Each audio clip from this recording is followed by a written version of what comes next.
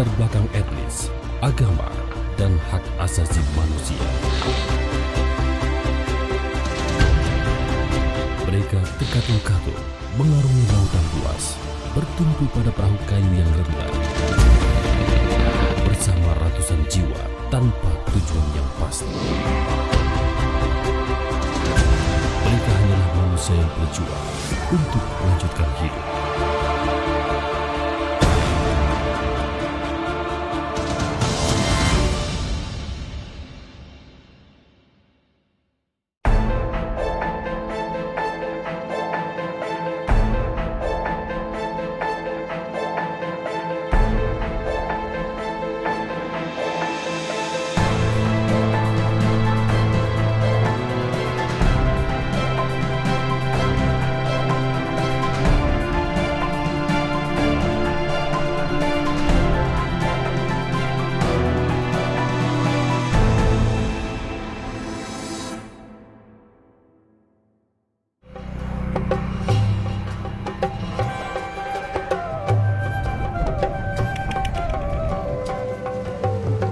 Ada yang berbeda dari hari biasanya di pelabuhan Kuala Langsa, Aceh Timur ini. Di tempat ini, lalu lalang angkut barang dari kapal kini berubah menjadi hunian kelompok manusia. Mereka adalah para imigran yang datang dari Myanmar dan Bangladesh. Teriknya matahari di negeri Serambi Mekah ini tak menyurutkan mereka untuk tetap menjalankan ibadah puasa.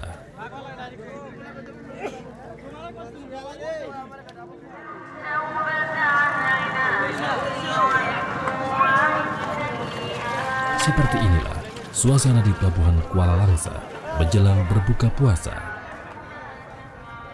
Bulan Ramadan tahun ini menjadi bulan penuh berkah bagi mereka yang Muslim.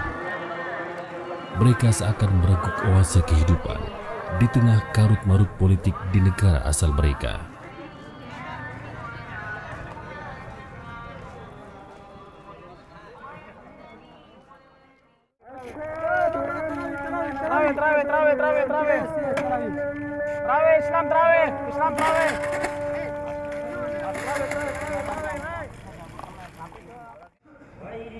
Di tempat ini, mereka dapat melaksanakan ibadah sebagai umat Muslim dengan tenang. Hal yang pasti, pemandangan seperti ini tidak akan terlihat di negara asal mereka. Khususnya warga Myanmar yang beretnis Rohingya.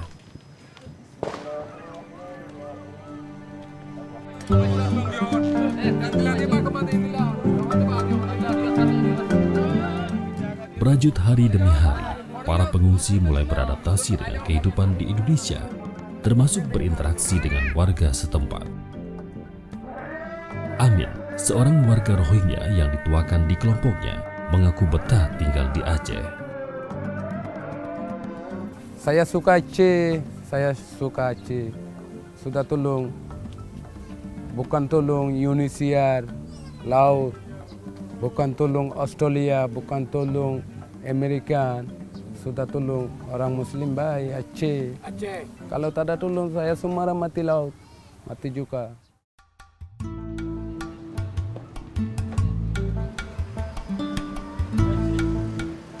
Hal yang sama dirasakan Roshid.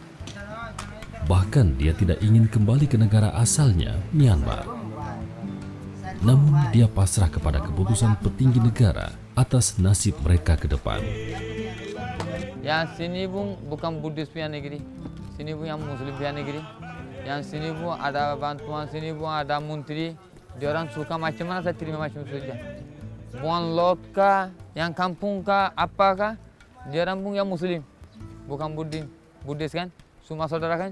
Dia orang suka macam mana saya terima macam saja, lancar cerita.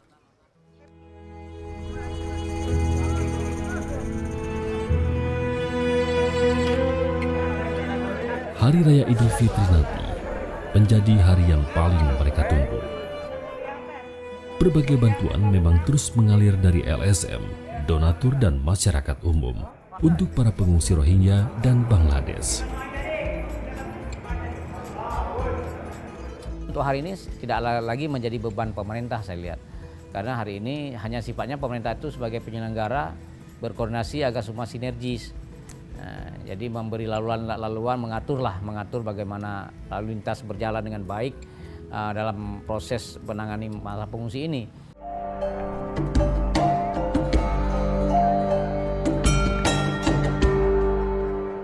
Masalah pengungsi Rohingya dan Bangladesh bukan hanya masalah yang harus ditanggung Indonesia, tapi juga menjadi masalah internasional. Peran PBB melalui UNHCR dan dibantu IOM berperan aktif dalam menangani pengungsi ini. Berbeda perlakuan bagi warga Bangladesh. Status mereka adalah imigran gelap yang tujuannya mencari pekerjaan.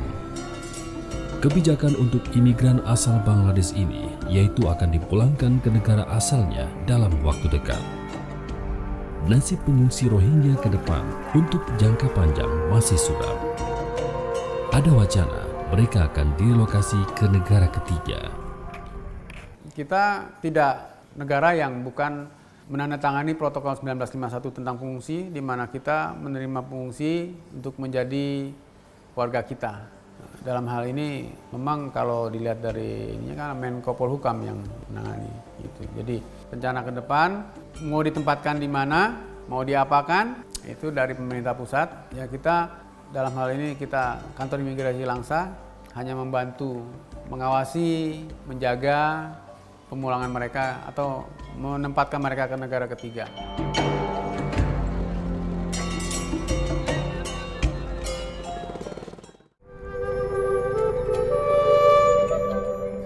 Ada latar belakang yang kuat mengapa etnis Rohingya berimigrasi massal ke beberapa negara tetangga, termasuk ke Indonesia.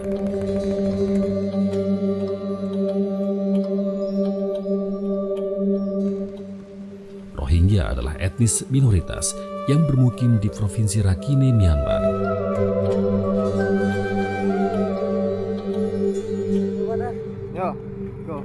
Entitas etnis Rohingya inilah yang ingin disingkirkan etnis mayoritas Myanmar atau kaum Buddhis hingga akhirnya memicu konflik berdarah.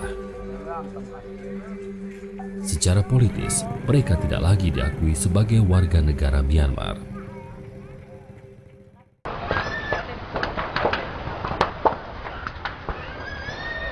Mereka pun mendapat perlakuan keji dari pihak militer Myanmar, seperti perusakan tempat tinggal dan masjid hingga pembunuhan. Tekanan sosial ke etnis Rohingya diantaranya yaitu tidak memperoleh pendidikan, pekerjaan, dan yang pasti tidak dapat melakukan kegiatan ibadah sebagai umat muslim. Dia sudah bilang dia bukan negeri muslim, dia negeri Buddha. Sini bukan Rohingya, tak ada Rohingya muslim. Dia negeri Buddha, dia kampung bakar, itu orang bunuh-bunuh. Macam itu. Banyak kacau-kacau sekarang. Pada hari dia banyak perempuan-perempuan bunuh-bunuh. Dia potong, sini potong anak-anak kecil-kecil. Laki-laki yang bakar-bakar. Kenapa mau yang hidup-hidup orang mati? Ya orang punya tanam, orang punya lembu, orang punya kedai. Semua dia angkat, dia bawa. Tak apa antara masalah. Karena pakai polis militer ini orang Rohingya. Kena sama-sama bagi surat, mesti kena pergi. Lawan cara mati saya tengok belakang. Semua kena Buddha.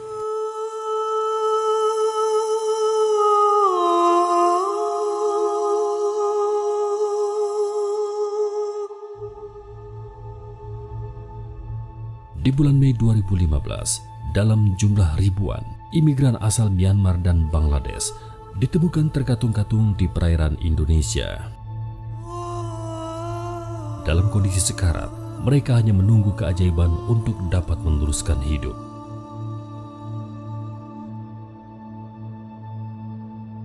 Saya cari Muslim negeri, sudah cari. Sana tak boleh tahan, macam mana?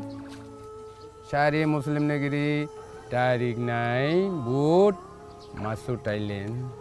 Thailand duduk 1 bulan, itu laut, pusing, dia dua ambil. Ejen, 3 kapal, orang hantar 1 kapal besar, hantar satu kapal. Terus 1 hari 1 malam jalan keluar. Pukul macam malam 10. Dia orang buya barang-barang, ada komputer, ada pistol, ada parang. Dia orang ambil ada 02 but. Dia orang ambil. Dia orang sudah lari, saya tak ada engineer, tak ada kapten. Dulu semua orang angis-angis. Terus keluar Indonesia. Indonesia itu mesin sudah lusa, tak pandai orang, tak ada kapten.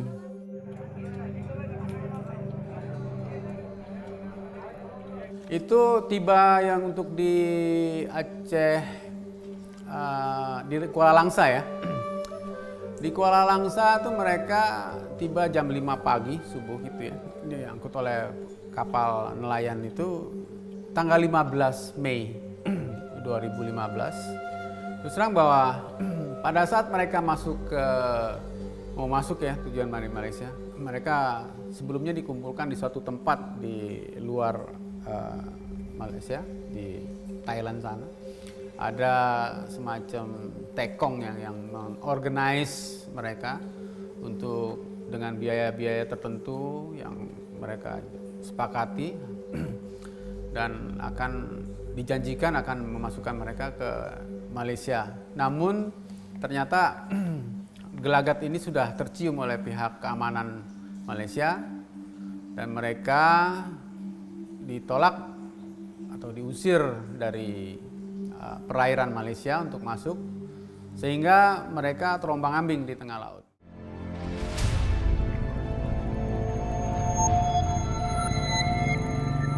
Inilah salah satu kapal yang menjadi penyelamat mereka ketika terombang-ambing di perairan selama berbulan-bulan.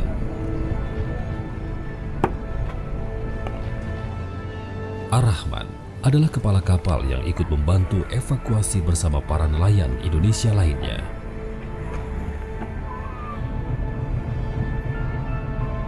Sebagian yang kita tolong dari laut, Mbak ya, kita mengambil alat bantu semacam tali, lalu tali ini kita campakkan ke laut dekat mereka megang tali, lalu kita tarik pelan-pelan, beramai-ramai tarik pelan-pelan sampai ke pinggir kapal kita. Mereka ini kita angkat rame-rame satu persatu, kita fokuskan yang lagi berenang. Ada juga kapal-kapal kita yang merapat ke kapal mereka, karena posisi di kapal mereka enggak total manusia penuh seperti awalnya, enggak, karena sebagian udah kita tolong. Jadi posisi di sana kan nggak seberapa banyak lagi, Mbak. Baru mereka merapat. Tapi kalau awalnya pertama kita sampai ke situ kita nggak berani merapat, Mbak. Karena kalau kita merapat, mereka turun mereka semua dari kapalnya ke kapal kita bisa tenggelam.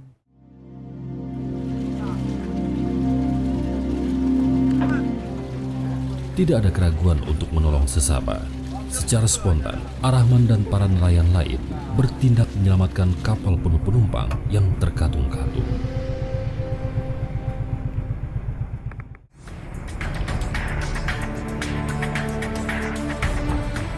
Berdasarkan catatan imigrasi Kota Langsa, pengungsi Rohingya dan Bangladesh ini ditempatkan di beberapa titik pengungsian di Aceh. Di Kota Langsa inilah jumlah terbanyak pengungsi Rohingya dan Bangladesh. Awalnya sebenarnya gini, tujuan mereka utamanya bukan ke negara kita, Indonesia, tapi tujuan utamanya adalah ke Malaysia. Mereka sebelumnya memang udah niat untuk bisa masuk sana dalam rangka mencari nafkah satu, yang untuk Bangladesh, dan untuk yang Rohingya ini ada memang niatan ekonomi juga ada, dan di sana juga ada niatan untuk penyatuan keluarga, karena ada sebagian dari mereka itu ternyata memiliki orang tua, ya, bapak atau ibunya, atau juga sanak saudaranya yang sudah ada di sana duluan.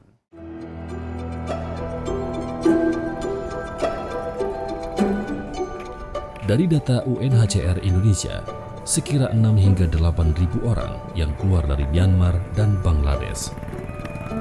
Hadirnya mereka memang membuat pekerjaan rumah bagi pemerintah Indonesia. Namun, dari sisi kemanusiaan, Indonesia tidak bisa lepas tangan begitu saja. Saat pertama kali berlabuh, mereka ditempatkan di sebuah gudang di pelabuhan Kuala Langsa ini. Beberapa minggu kemudian, barak sederhana dibangun dan menjadi tempat bernaung sementara bagi pengungsi Rohingya. Satu bilik kamar bisa ditempati 3 hingga 4 orang. Pria dan wanita sengaja dipisah dan dibedakan bloknya. Perbedaan karakter warga Rohingya dan Bangladesh yang bahkan sering timbul pertengkaran menjadi alasan kuat memisahkan barak pengungsian mereka cukup jauh. Hal ini juga untuk memudahkan pendataan seluruh imigran. Untuk warga Bangladesh, mereka masih menempati sebuah gudang milik pelabuhan.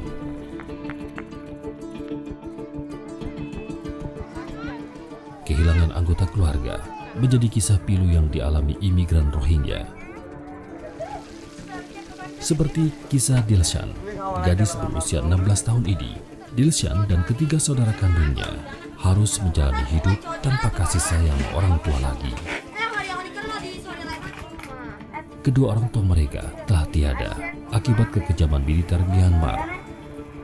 Hidup harus terus berjalan. Tidak ada pilihan bagi mereka ikut bersama rombongan warga Rohingya lainnya dengan harapan mendapat suaka yang lebih manusiawi.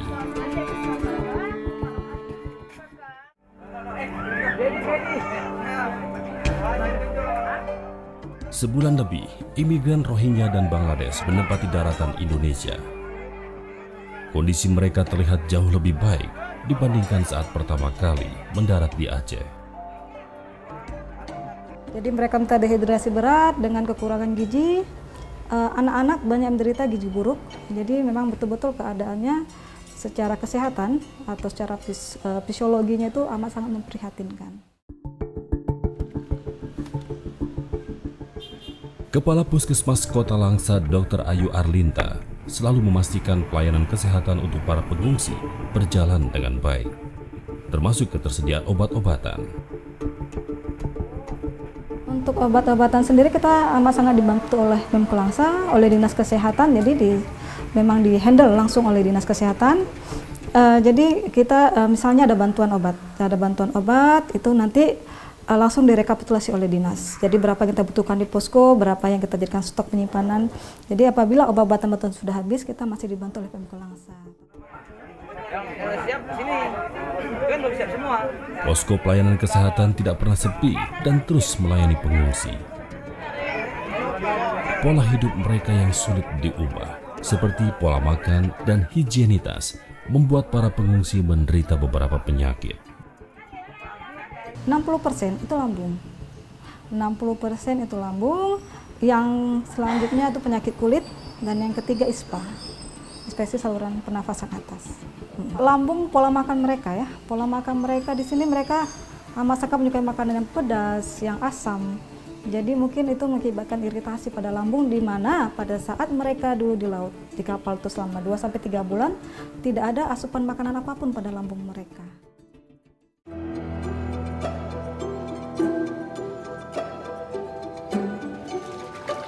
Berbagai pelayanan untuk pengungsi terus diupayakan. Selain pelayanan kesehatan, kebutuhan pangan tidak kalah pentingnya. Saat ini, kebutuhan makanan untuk para pengungsi sudah terpenuhi dengan baik.